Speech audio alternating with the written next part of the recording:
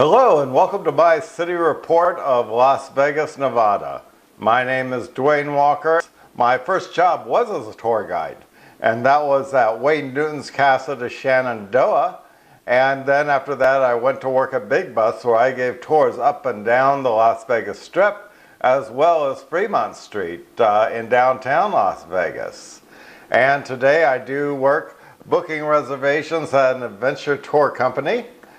And let's take our first stop when you first get off at McCarran Airport. And of course, the first thing you're going to notice are the casinos in the lobby, the slot machines just begging for your money.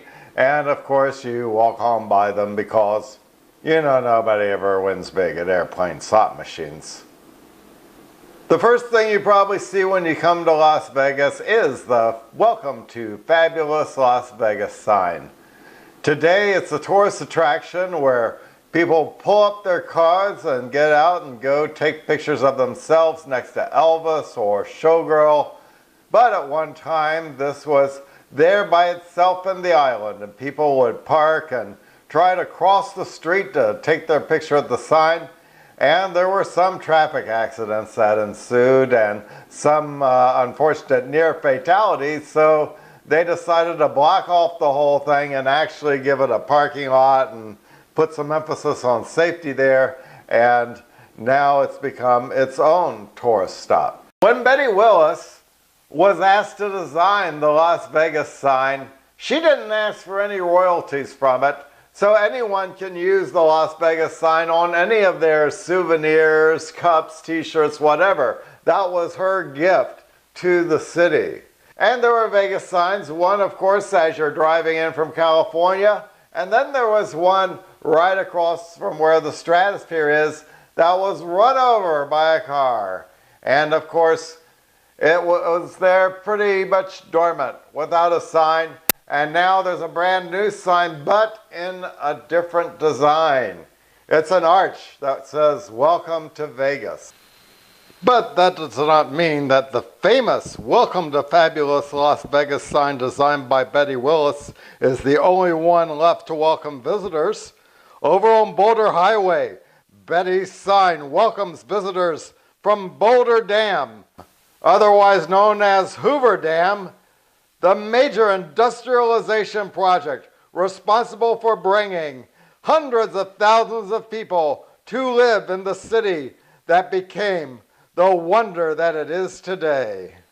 And right across it, of course, is the Harley-Davidson store, which is where you would get on the big bus to start your ride down Las Vegas Boulevard.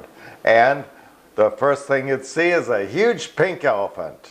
A pink elephant in front of the Diamond Inn.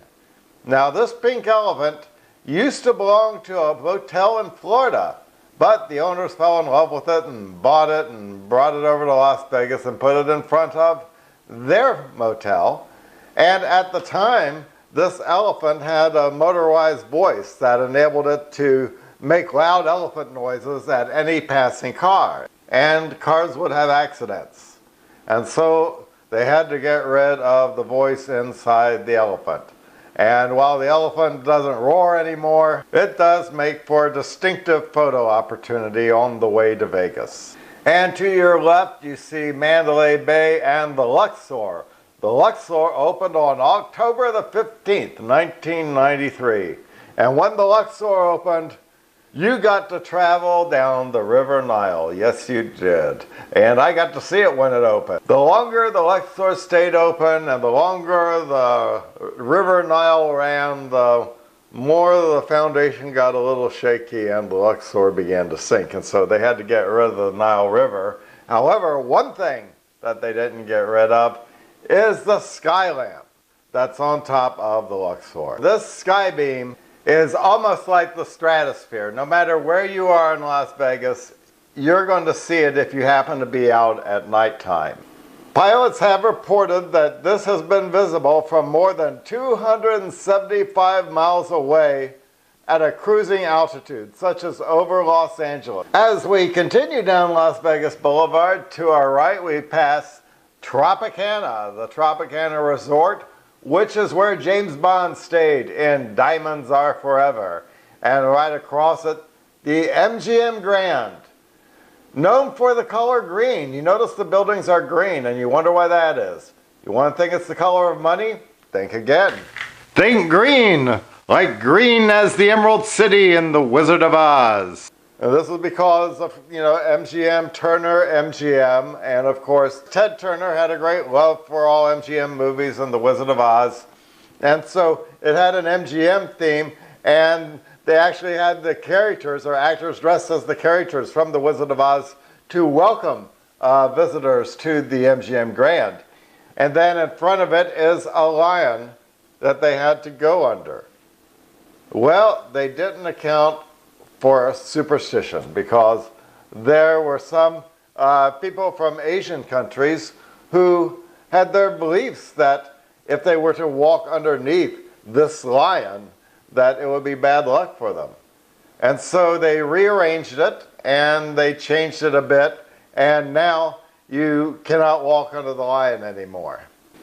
Outside the MGM Grand, you'll see street performers doing their acts as well as taking pictures with the public. And to our left, we'll pass Mirage, which was opened and designed by Steve Wynn, a Vegas resort developer and casino owner and art collector, and a man who practically defined the casino experience in Las Vegas and beyond. He bought a stake in 1973 in the Golden Nugget and became the largest shareholder at the Golden Nugget, as well as the youngest casino owner in the world. Eventually, he branched out of the downtown casinos to make these resort experiences like Bellagio, the Wynn, Encore, Monte Carlo, and of course there was Caesar's Palace, which was built by Jay Sarno, a man behind a number of Vegas properties also, like Circus Circus. And at each of these places, you can find its own interesting exhibits or entertainment, like Steve Wynn's statue of Popeye, worth $28 million. $28 million for this glass statue of Popeye, which can be seen at the Wynn Encore. Visit Caesar's Palace at the Forum Shops and see these colossal statues, impressive concerts, star entertainment, and Roman architecture and statues and opulent waterfalls which make you think you're on the Appian Way. Eventually we come to Circus Circus, where you can see live circus acts, and right across the street is the Sahara, where the Beatles were slated to perform way back in the 60s. But because of the insane public interest in the Beatles, they had to be moved to the Sands Convention Center. And you can see the Stratosphere, the largest standing building in the world, bigger than the Eiffel Tower, bigger than the Seattle Eye Needle. The brainchild of Bob Stupak. This once was known as Vegas World, today known as the Stratosphere, but it has since been rebranded as the Strat. We're coming closer and closer into Main Street. And here at Main Street, this is the art capital of Las Vegas. This is the nerve. This is the one place in Las Vegas where you can imagine artists and creators hanging back, drinking beer, listening to nighttime entertainment filled with original acts. Here you see pawn shops and antique stores selling all things that are vintage Las Vegas. And it is home to the Majestic Theater, a place for community theater in Las Vegas. And then further up we come to the Plaza Hotel, the gateway to Fremont Street, where you can soar above the acts and take your pictures with Chippendale dancers and showgirls and watch acts on the street. You'll also see the Hotel Fremont, where Wayne Newton got his start. Back when Wayne Newton was growing up in Roanoke, Virginia, he had a serious asthma problem which resulted in him needing to be brought up in desert climates. After the family visited Arizona and he grew up. He had his premiere on the Ed Sullivan Show when Ed Sullivan discovered he and his brother singing in an Arizona supper club. He then was able to get work at the Hotel Fremont in Las Vegas. However, he was not old enough to hang out in the casino, so he had to hang out in the local ice cream shop. As he became more and more popular and appeared on shows like Jack Benny's and Lucille Ball and Ed Sullivan, he became bigger and bigger, literally, financially. And Steve Reeves, the man who played Hercules, showed him how to build a weight room, to which began an interest in physical fitness. And there in Henderson, Nevada, he started buying up houses that were around him, and he didn't make people leave their home. He said, stay there, but when you die, your property reverts to me. In time, he had enough money to build his estate, his dream home, Casa de Shenandoah. I often describe Las Vegas as being more Hollywood than Hollywood. Vegas is also a combination of many areas of the United States, and it also has a strong international beat. If you go a little bit further, you can go find Chinatown. Then venturing further out from Vegas, you can find some other interesting places that have its own unique contribution.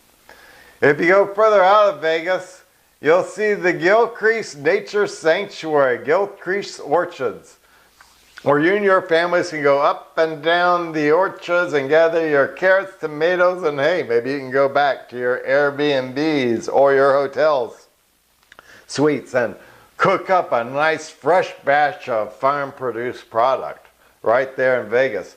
Go further down to Floyd Land Park. That used to be a divorce camp.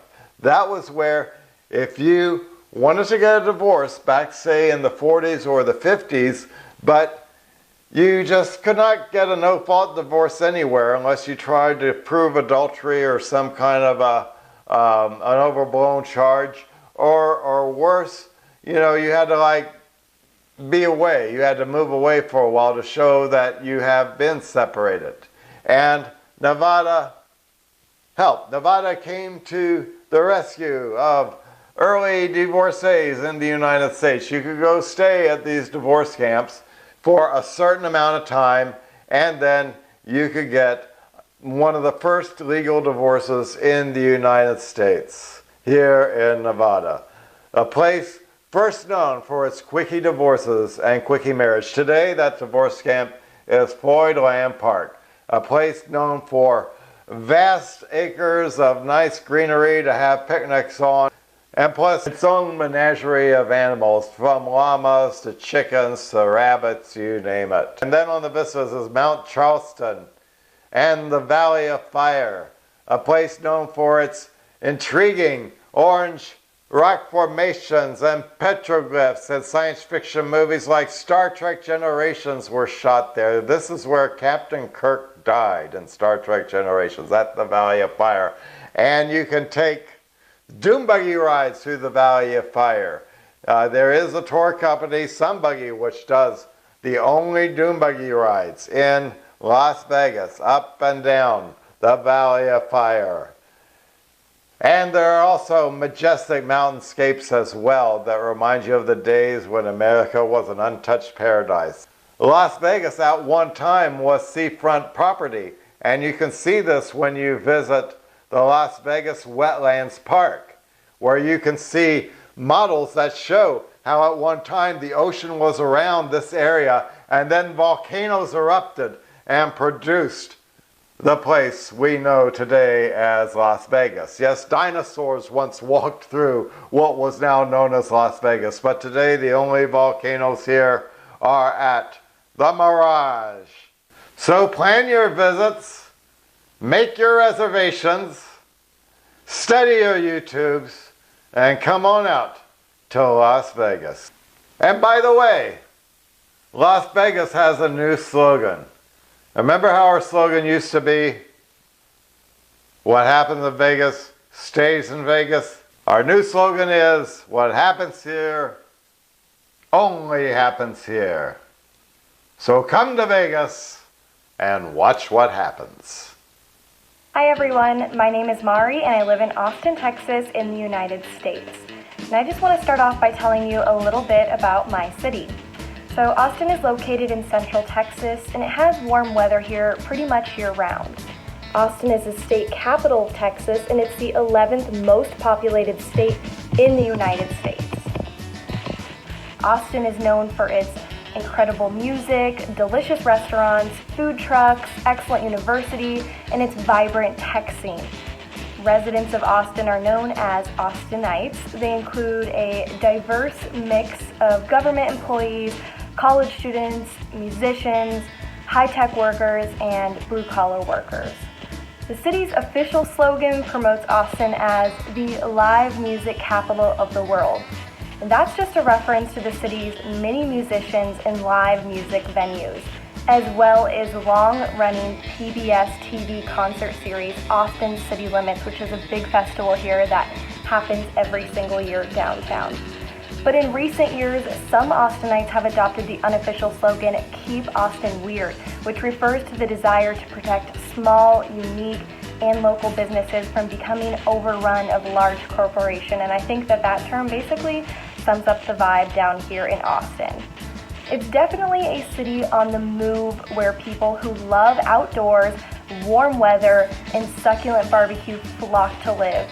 And with its never-ending conferences, music, and sports events, it's the one that attracts people from all around the world. And it's always attracting new residents too. It's actually one of the fastest growing cities in the country population-wise. It's reported that about 150 new people become residents of Austin each day. Now I'm about to share with you the many reasons why I am so in love with this city and why you should visit it too. I put together a quick itinerary of all the things that I personally love to do in Austin, and I sectioned them off by day, but really you could just take note of the things that you would love, like to do, and like to see, and do them any day and any time you have here. Alright, so day one of the itinerary, I want to start out with one of my all-time favorite activities to do here in Austin, Texas, mostly just because I love swimming, the water, and being outdoors. And that's stand-up paddleboarding on our iconic Lady Bird Lake, formerly called Town Lake. So what I suggest you do is rent a paddleboard at one of Austin's many boat rental places along Lady Bird Lake. The one that I always go to is called Texas Rowing Center. It costs about $20 for a paddleboard, and it gives you amazing views of the city and also amazing views of really, really nice homes up and down Lady Bird. And this usually takes me about 2 hours, but you can stay out as long of a time or as short as you want. And don't be scared of the paddleboards if you've never done the one before. They're incredibly easy and there's no waves in the water, so it's going to be very easy for you to stand up on the paddleboards.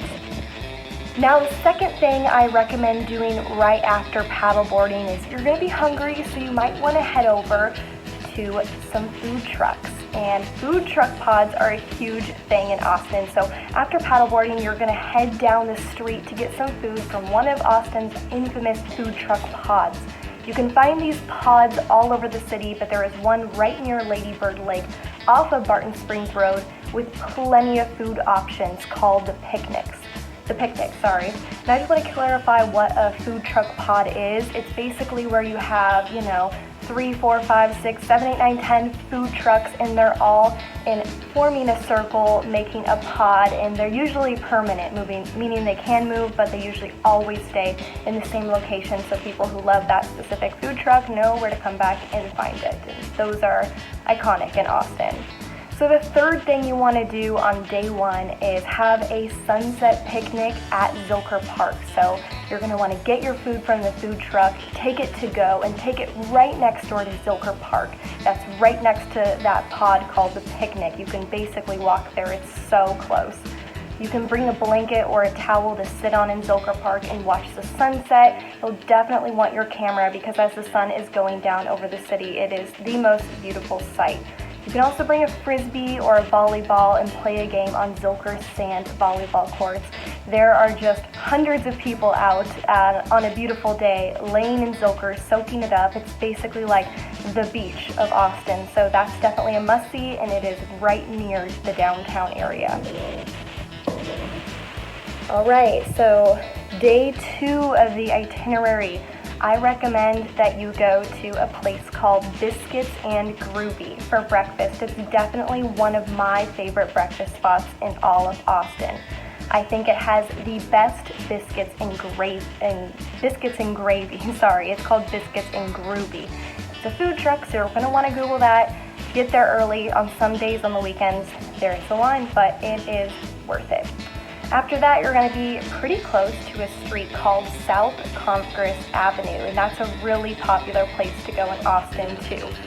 Congress is a must-see street with dozens of trendy boutiques, boot stores, and eateries lining the streets. Here you'll find the best Western wear and some of Austin's famous food spots, 2 of those being Home Slice Pizza, one of the best pizzas in Austin, and Joe's Coffee. Even if you aren't looking to shop, come here just to take pictures of all of the murals and artwork. Up and down the street are must-see murals you cannot miss. There's a big famous one that says Austin that a lot of people take pictures of, that I know I took a picture of in front of ones too. So definitely bring your camera and get ready to do some shopping. So after that, I recommend that you go have drinks on Rainey Street in the evening. If you haven't heard of Rainey Street, it's definitely a unique bar scene and nightlife street. It's a residential turned commercial row bars into remodeled bungalows, upscale eateries, and food trucks galore. You can come here for live music, drinks, and even go down a slide at a bar called Unbarleapable. So I highly recommend you check out Rainey Street. It is not your average bar street. It is extremely, extremely cute and definitely picturesque, so bring your camera there too. Now this is one of my favorite places to eat breakfast. If you haven't noticed yet, I'm a big breakfast foods girl, so you're gonna wanna head up Wham Bam Bagels for breakfast. Go get my favorite bagels, breakfast sandwiches, and lattes in town at Wham Bam Bagels. It's a bright pink food truck right off of South Congress Avenue, so you won't miss it. But make sure you get there early because the lines can get pretty long, and if you wait until noon or after, they might have run out of a lot of the bagels there. So make sure you get there early. The oat milk latte is totally worth it there. All right, next up, you're going to explore Lady B. Johnson Garden. So you can spend the afternoon exploring and taking in the beauty at Lady B. Johnson's Wildflower Center. Take in beauty, relax in the garden. It features more than 900 species of native Texas plants in both garden and natural settings, and it's home to a bunch of educational programs and events too. So it's definitely a beautiful, relaxing walk around. You know, it's going to be perfect after a fun night on Rainy to just relax and take in some fresh air and look at some beautiful flowers. So next up, you got to get ready to get your drink on again because you're going to want to go to happy hour on 6th Street. This is a big one, and there's a lot of options on 6th Street, and you'll often hear Austinites talk about 6th Street. So make sure you head to 6th Street for a drink, or 2, or 3. The street has live music and a lively nightlife. There are tons of bars there, but some of my favorites are the Rustic Tap, where you can usually find live music. It's usually a country band, and Buford's if you're looking for more of a dance scene. But I cannot even speak to the dozens and dozens of cute bars and cute places for happy hour up and down 6th Street. So on day 4 of your trip itinerary, I think you're going to want to start out the day by visiting another beautiful garden. It's called Zilker Botanical Garden. So Zilker Botanical Garden is often called the jewel in the heart of Austin. It's located on 28 acres next to Zilker Park, and it's filled with streams, waterfalls, and different themed gardens. It's definitely breathtaking, beautiful, and worth the small commission fee to get in. So right after that, you're going to go swimming at Barton Springs. This is definitely a big iconic place in Austin as well. and it's actually just right across the street from Zilker Botanical Gardens, which is why you can hit them both up in the same day. So swimming at Barton Springs is one of my favorite things about Austin. Barton Springs is a recreational outdoor swimming pool that is filled entirely with water from nearby natural springs. You can dive in from the diving board, swim laps, or just lay out on the grass. There is a small fee to get in, but it is completely worth it. Next up, for your day, you can do some line dancing at the Broken Spoke. But listen up, even if you don't dance, you'll still have a great time here. The Broken Spoke is an Austin landmark, and it has been here since 1964. You can come here to dance and listen to some live country music. If you don't know how to two-step, no worries. They actually teach dance lessons there. I'm pretty sure they teach them every day. And if not, you can just sit and enjoy a nice meal and watch others dance. It's always a good time.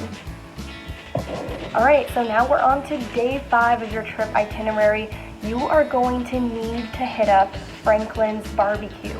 So Franklin's Barbecue is what lots of Austinites will call the best barbecue spot in Austin. And of course, if you're in Texas, you need to eat some good Texas barbecue.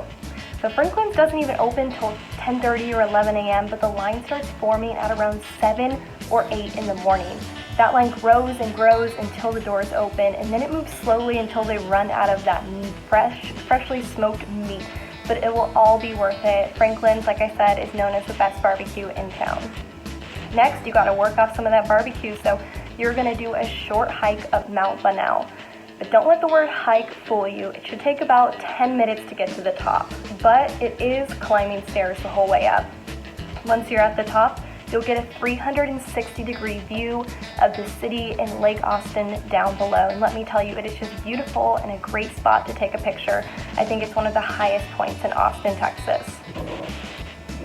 All right, next up, you're gonna go for some live music and a beer at Rodeo. Rodeo is a bar in the south end of Austin. It's one of my favorites. Outside at Radio, you can sit on their trendy patio and listen to a live band. There are tons of tables and chairs for everyone. It's dog-friendly, and there's a wide selection of beers, coffee, and pastries.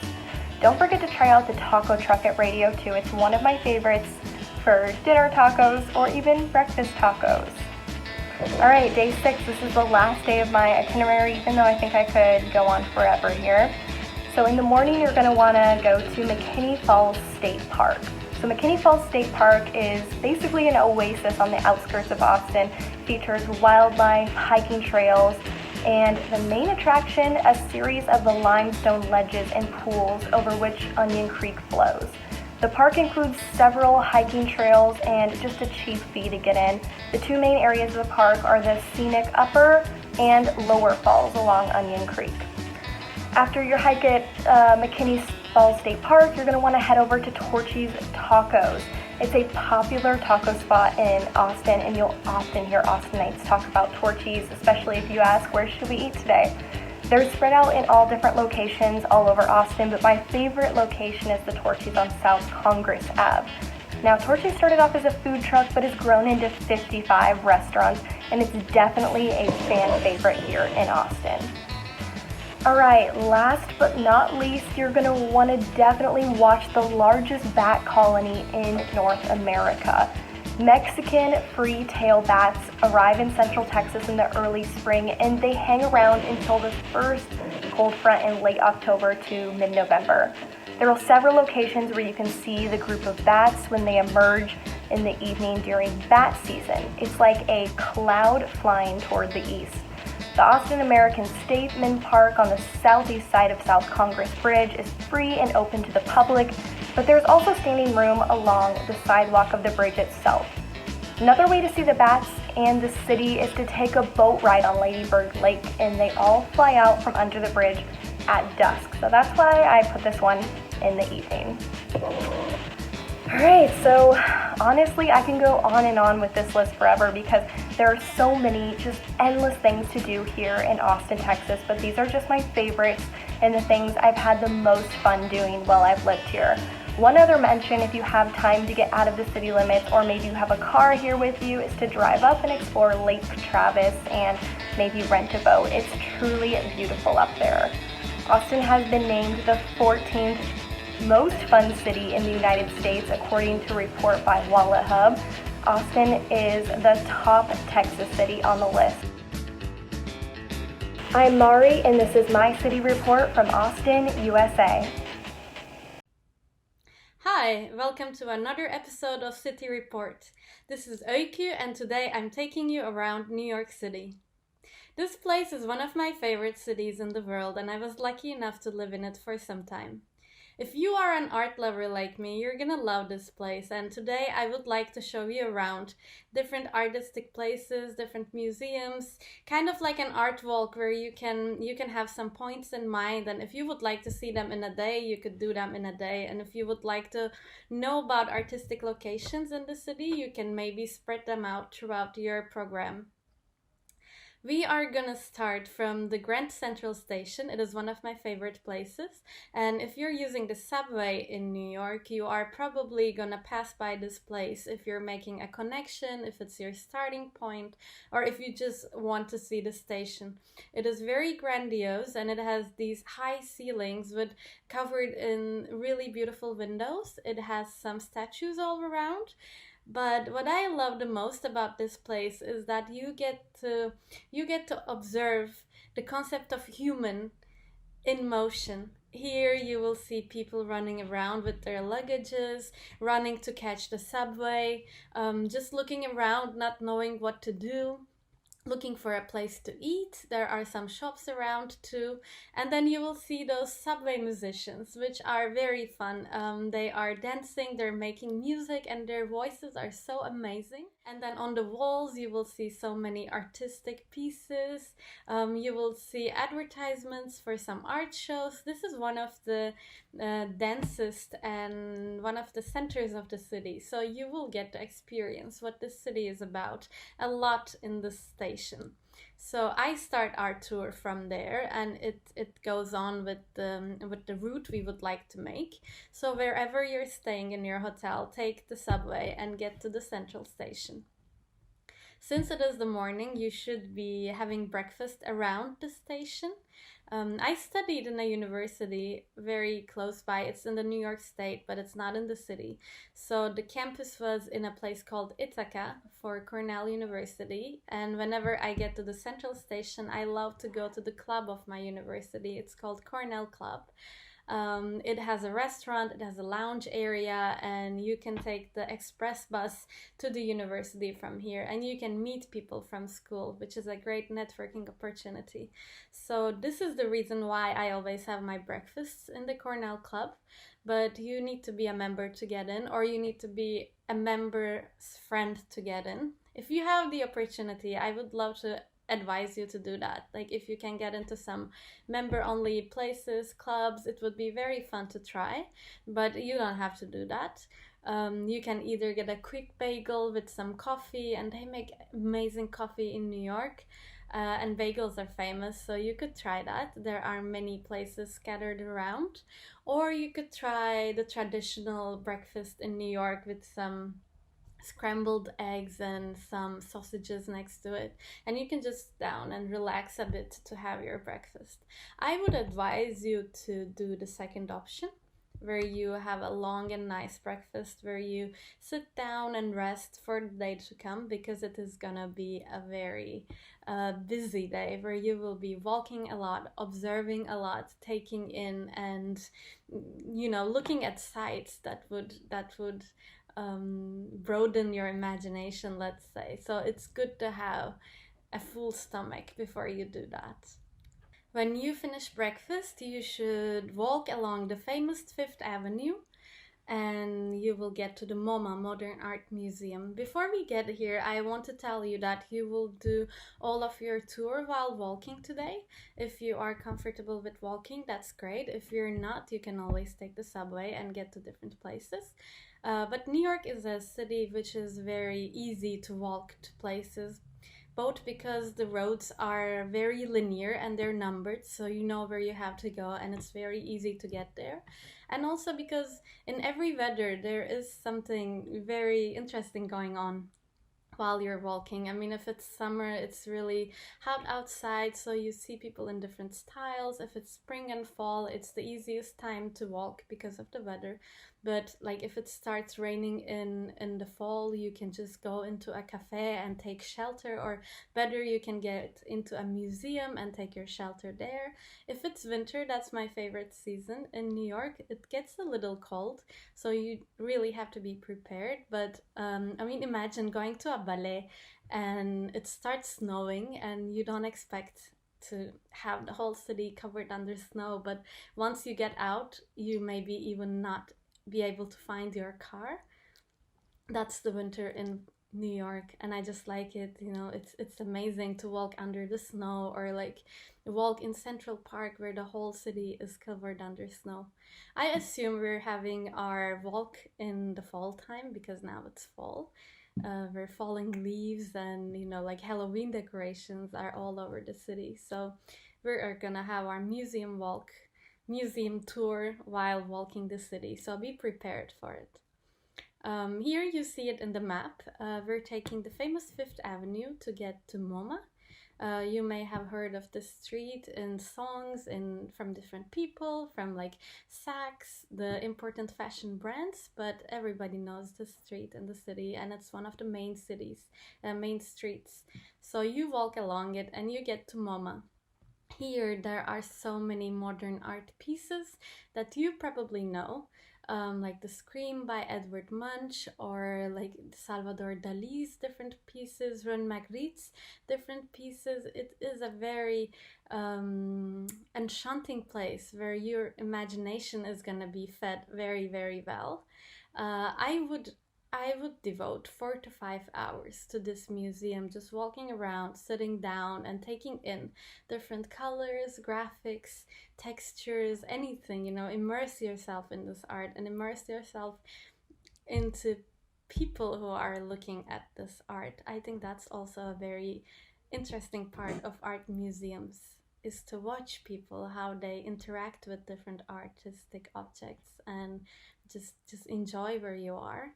MoMA obviously has a really nice cafe, but once you get out, if you want to do something more New Yorker or local, you can just like grab a coffee from one of the small coffee shops scattered across. As I said before, coffee in New York tastes really, really good, and it's always a great experience to just sit by the window and have your coffee and then look at people, how they walk around, observe them, and how life is for real New Yorkers.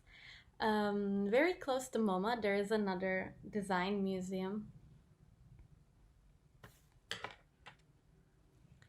Very close to MoMA, there is Museum of Arts and Design. If you would like to go inside, of course, this place has a more contemporary touch to design and artistry, and it is a more design-related museum, so you might enjoy that. And even if you don't go inside, all of these places are very interesting buildings in terms of architecture, so you will be mesmerized to see the interesting architecture surrounding this place. Looking at the map, we're walking a little more up and we're getting to Central Park. As you know, Central Park and its nature is a part of New York. I mean, you can't get out of the city without getting into Central Park, and you should not. You shouldn't think that it's just a park. It is a major part of the city, and in any weather, you will see people doing different things in the city. One of the attractions of this park is the strawberry fields, because you know that Beatles and especially John Lennon had a strong presence in New York City. And in our art walk, I would like to add modern art museums, some music, some performance arts, and this is where we get to hear Yoko Ono's voice in the strawberry fields, and just look at this imagine art piece, let's say, that is on the floor along with some other people, and just listen to their story. When you spend your time here, you will be walking along the Central Park just as you like. We're just walking up, You will be gazing at the trees, at the people. This is the real local New York life. Everybody's in Central Park. In wintertime, sometimes the lake gets frozen, and one of my favorite books, The Catcher in the Rye, talks about this, and I just really, really enjoy that book. If you have read the book, maybe this park is gonna sound even more interesting to you. And when you get a little up north, you will see the famous Met Museum, which is filled with ancient art, not modern art, but ancient pieces from all over the world. And I can assure you that once you get in, you will not be the same person once you get out, because you get to see and observe very interesting and very impressive pieces from all around the world that are like made thousands of years ago. And it is just so interesting to look at the way people looked at life thousands of years ago. I mean, whatever you're going through right now, whatever you're feeling, maybe they have felt it too, and they put it in the art pieces. So this is a place you might enjoy, and it is right in the Central Park, so you will enjoy the location as well. Close to it, when you get just outside of the park, there is the Guggenheim Museum, which is interesting both on the inside and on the outside, because the famous architect Frank Gehry made the building and just added this piece to the highlights of New York. It is famous all over the world, both because of its world-class exhibitions and because of the building itself. So I could advise you to visit that place too. There are so many other museums in New York, like the Natural History Museum, the American Museum, which is about Native Americans and their history on the land, which I find to be both very impressive, very imaginative, and imaginative in the sense that it feeds my imagination because it has a very different perspective on life, just like the pieces in Met Museum, and it broadens your perspective on New York itself. But there are museums for any subject you would want to know. I assume that you've spent enough time by now and you would like to eat something for dinner. There are different options. I mean, we're very close to Harlem, and Harlem is a very interesting part of New York. So either we can do dinner in Harlem at a small restaurant, but you know, these restaurants in Harlem have live jazz music, which is something I really like, and you can just try that. Or you can take the subway and go back to the Times Square and just get into any restaurant you choose, because they have world-class food, very interesting things. You will be surrounded by tourists though, be ready for that, but it's okay. I think you should be deciding on your dinner plans according to your evening plans.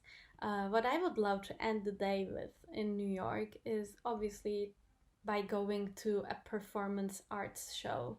There are many little theaters across the city, like independent or like big venues, grand venues, Apollo Theater, which is a historical place. You can pick whatever you want, but since you're in the city, I think it's important to experience the Broadway shows as well.